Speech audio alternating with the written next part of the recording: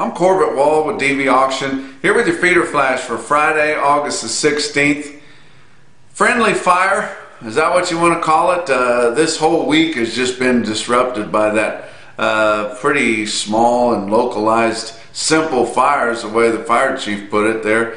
But there was burnt from fuel from cardboard boxes, and when the fuel let out, it pretty much went out because it's hard to burn concrete and steel. That's what packing plants are mostly made of. But that fire on Friday night, or I guess a week ago if you're watching this, at Tyson Fresh Meats at Holcomb, Kansas, there west of Garden City, it has just totally changed the whole complexion of your markets, at least for this past week. But now I believe that the dust has finally settled.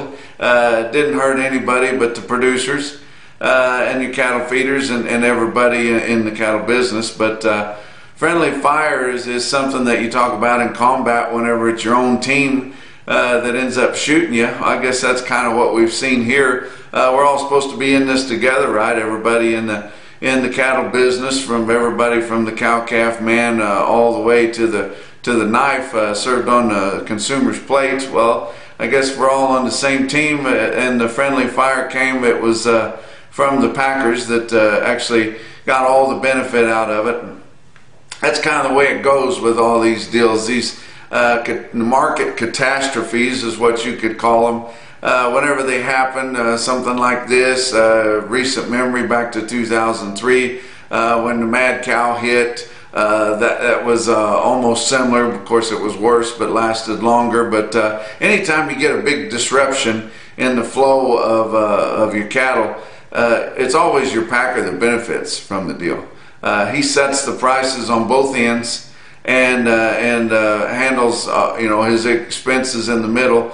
But I tell you what, maybe he's gone too far this time in the price manipulation, both buying the cattle and selling the beef. I think the only people that are more frustrated and pissed off about this whole deal, the only ones that are worse about it than your cattle feeders or your guys that had backgrounders that had yearlings to sell that took it in shorts this week, is perhaps your beef wholesalers or buyers of beef from the packers, and they've gotten it worse than on this end of the deal. Talked to some guys that know people in that end, and they're just biting nails and too mad. They've all colluded together. It wasn't just Tyson. I mean, they had all the other three guys going together too with them, and telling everybody how we're short of product, and this is really going to take us off the line, and not going to be enough to fill contracts, and you guys, if you want to get something bought on the spot market here, you better get right in with it, and drove the market just through the roof.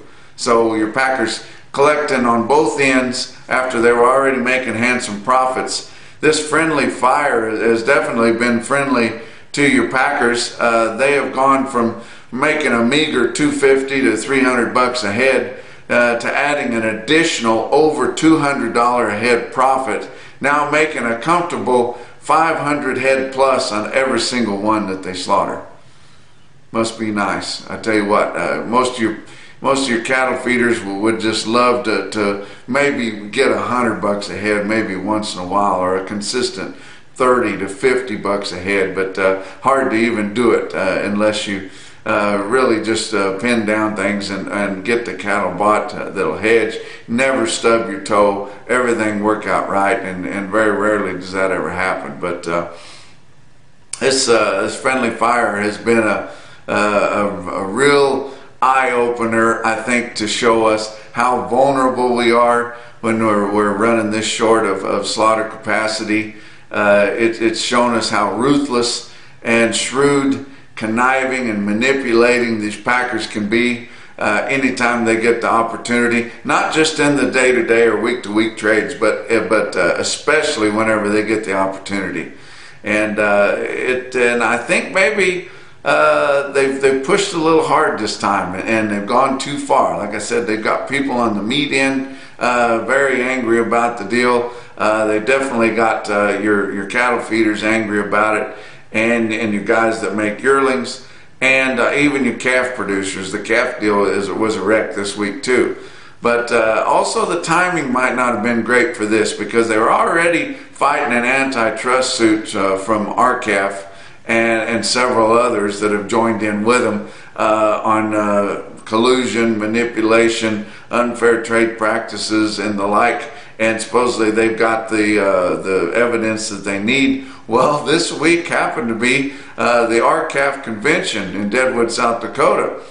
And from what I've heard, what I've seen online, a big contingency showed up for that. And most of them got steam coming from their collar and smoke from their ears, mad about this deal. A lot of people tuning in on Cattle USA to watch that convention. And you know, I'm not saying that it's going to be easy to get anything done, but they're definitely going to try. That's moved to the top of the list of things that your cattle associations want to get something done about. Let's talk about what's happened since the friendly fire happened a week ago on Friday night there. Your fats, live cash fats, $5 to $6 lower. Dress, $10 to $12 lower. Your choice boxes, $19.24 a hundred higher. How do they get that done? That's totally from packer manipulation on prices there. Your August live cattle futures down $7.75. August feeder cattle down $6.55 with limit moves every day within that contract. Cash feeders in your sale barns and the like, roughly $5 lower. There was a lot of them that sold a lot lower than that, maybe the first day or two of the week, and in some of your smaller sales, and where you just had guys that were really frustrated with the uncertainty of the market conditions. But by the time we got to the end of this week, I think everybody kind of knew what it was all about, and like I said, the dust has started to settle, about $5 lower. Your cash calves in your auction markets and on your cash spot market there, closer to $10 lower for them, of course. But it's been a fun week for your packers. You know, they've I believe I saw it quoted that they have hit a record in margins this week. And if you remember, 2018 set an all-time record for your producers getting the smallest percentage of retail beef prices. With help from this past week, we may get over that record again in 2019. But something's got to be done. Not sure how you do it when you're facing a monopoly, but there's legal ways and there's things that are going to happen. And I think that maybe by the time it's all over, they might have wished that that they didn't take so much advantage of this friendly fire that they got for themselves. Let's talk about your board on Thursday. August live cattle futures, steady or unchanged. Okay, well, we're starting to get a little bit of confidence back into things. If your August live cattle spot futures were unchanged at $100.20, your October was up just 2 cents at $98.52.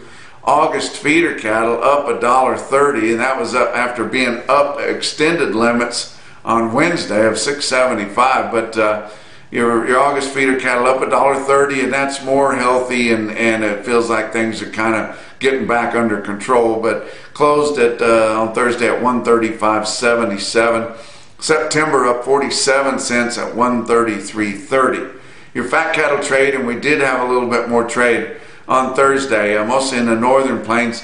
What little trade we've seen so far this week has mostly been in the southern plains, which have not been kicking the trade off. But with that packing plant that's dark right now being in the southern plains, a lot of them felt like they needed to go ahead and get something done, and that was on Wednesday, and it was when there was still a lot more of uncertainty left in the market. And of course, they had a nice basis there to jump at, and so a lot of them did. But southern plains traded not much more on Thursday, but Wednesday late, but it just showed up confirmed on Thursday. $5 lower at 105. That's going to be the market in the southern plains, I'd say, if they get any more trade happening, which they may not. But if they don't get any more trade happening, then your packers I don't care whether they got a plant down or not. They're going to be extremely short bought when we go into next week. But the Northern Plains, they did trade on Thursday about 4,700 head in Iowa that were confirmed, more than that likely, but live sales from 105 to 107. They mostly, your packers, they wanted to get them bought at 106. Late in the day, they were shrugging those off, those 106 bids, pretty heavily. In Iowa, 169 to 172 dressed. 170 wasn't getting anything done, and some of your packers majors were coming out at 172, bidding that fairly aggressively. Still not getting a lot done. It's probably going to be better as we go into Friday here, but I'll let you know on that whenever we do the week wrap up. But Nebraska, lighter test of 1,100 head at 106 and 170, but kind of looking for a rebound in your live cattle futures on Friday. If nothing else happens, if we don't have another catastrophe or a government report or wheels come off of another machine somewhere, I don't know, but I would think that we're probably going to see some recovery, your live cattle. If nothing else, just taking some profits, and you a lot of times see your speculators do that on Fridays, and if they do that, then they're going to have to get into the market, and that will raise it some, and that should promote some more trade at least steady to maybe a little bit higher trade, because your packers still need to buy several more cattle here on Friday. Box beef cutout values, like I said, they've gone up like gangbusters after that huge day on Wednesday and a big day on Tuesday. On Thursday, choice cuts 236.12, up $3.78. Selects at 210.67. Now they've gained a lot of ground, up $4.75. Still a huge choice select spread of $25.45, but finally not much volume at those levels, because your beef buyers buying directly from the packers, you know, enough's enough. You know, you guys have raked us over the coals enough here. And only 79 loads that were quoted on Thursday there. But let's look at some of your feeder cattle markets, or actually let's talk about your slaughter. That was the big deal, and I almost skipped over it. Your slaughter, and that's what everybody was saying, oh, we're not going to be able to slaughter any cattle because of that plant being down because they had a fire in that one room where they make the boxes. Yes, there was some electrical damage. Yes, they've got a lot of work to fix. No, Tyson wouldn't come out and give us a definitive answer on when it was going to be open. One side, you got the fire chief saying it's a simple fire. They should be able to recover pretty fast. You've got employees that have been told 6 to 8 weeks down and then be ready to come back to work. And then you've got Tyson execs coming out saying, hey, this is a lot more extensive than you think, and we're looking at months instead of weeks. But you know, I think the gig is up now, guys, and I think we're going to get some normalcy back into the market. But through Thursday, 463,000 head of cattle harvested.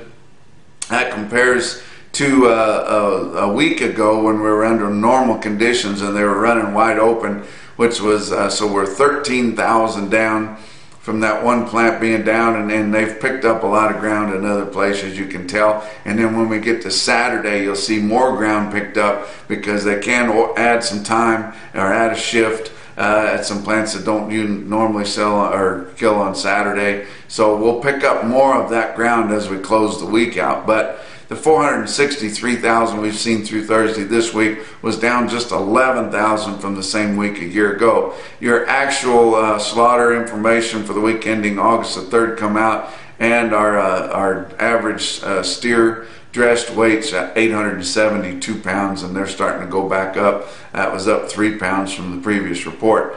Talk about your feeder cattle market, your real-time index on Cattle Market Central late in the day on Thursday, sitting at 136.90. That was down $1.73, so it's been plummeting, but still just about $5 off of what it was the same time a week ago, and that's about what your cash auctions have lost to. So, you know, it was bad. It was worse for the guys that already had cattle sent in to a Monday sale, and all this uncertainty was abounds, and we had our boards down the limit, and your buyers didn't know what to do, and a lot of your feedlots just pulled your buyers out because they were nervous about things, and and that's just bad timing, and nothing else you can say about that. But by the end of this this whole mess, about $5 off on your RTI there.